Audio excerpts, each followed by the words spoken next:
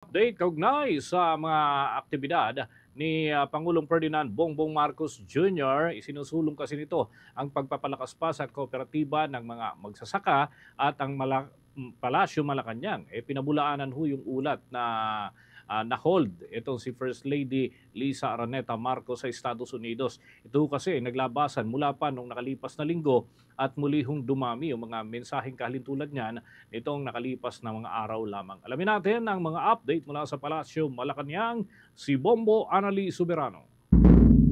Bombo Dennis, ipinag-utos nga ni Pangulong Ferdinand Marcos Jr. sa Department of Agriculture na makipag-ugnayan sa Cooperative Development Authority o CDA. Sa harap ito ng pagnanais ng Pangulo na mas gawing matibay at malakas ang mga kooperatiba ng mga magsasaka.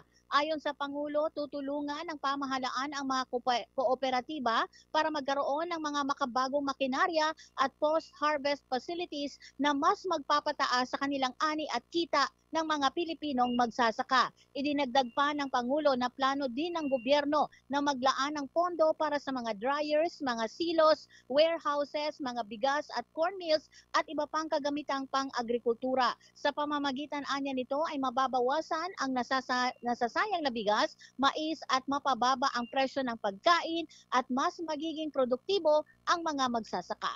Pakinggan natin si Pangulong Ferdinand Marcos Jr.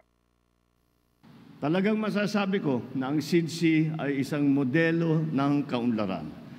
Pinatunayan ito na kayang-kaya ng mga kooperatiba na makipagsabayan sa mga malalaking negosyo at magpatayo ng mga malaking pasilidad.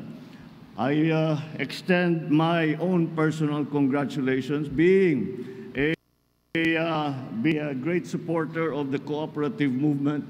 SIDSI is one of our models and examples of how a cooperative should be run, how a cooperative helps its members, and how a cooperative helps the industry. Kaya naman po, talaga lahat ang una sa lahat ng aming mga polisiya, sa DA, sa pamahalaan, one of our the first elements of everything that we do is to consolidate and coordinate and organize all our farmers. Samantala, mariin namang pinabulaanan ngayon ng Palasyo ng Malacanang ang ulat na kumakalat sa social media na na-hold sa Estados Unidos si First Lady Liza Marcos habang nasa Los Angeles, California ito.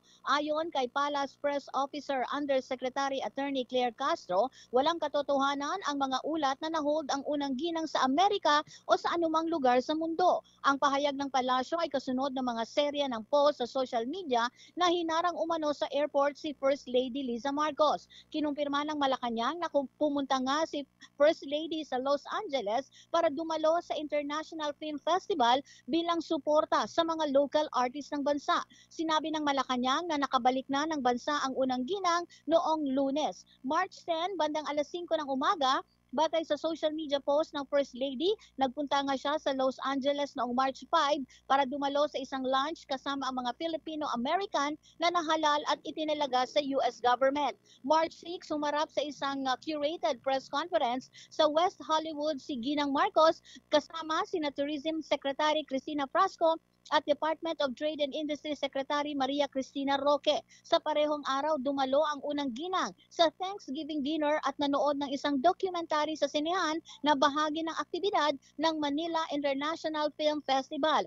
Kinabukasan, March 7, dumalo si Marcos sa gala dinner ng Manila International Film Festival at nang sumunod na araw, March 8, ay dumalo siya sa Metro Manila Film Festival, konsyerto para sa mga Pilipino na isang benefit concert para sa Filipino community sa Los Angeles. Sa kanyang official Facebook page, kahapon ang huling post ni Ginang Marcos kung saan ibinahagi niya ang isang larawan kasama ang mga taga-Girl Scouts of the Philippines para sa isang turnover ng donasyon. Bomboan?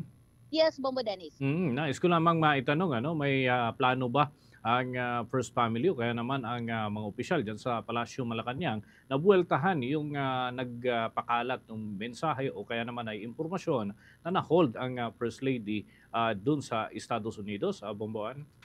Yun nga, Bombo Dennis, kasi napaka-consistent na itong mga balita na nga ay si Ginang Marcos ay na-hold nga dito sa Amerika. Pero sa ngayon, ito pa lang yung inilalabas na pahayag ng Palasyo ng Malacanang at inaabangan pa din natin, Bombo Dennis, kasi nga patuloy tayong nagtatanong sa mga detalye kaugnay nga dito at kung sino ang nagpakana at sino ang nagpasimuno sa mga pekeng balita na lumalabas.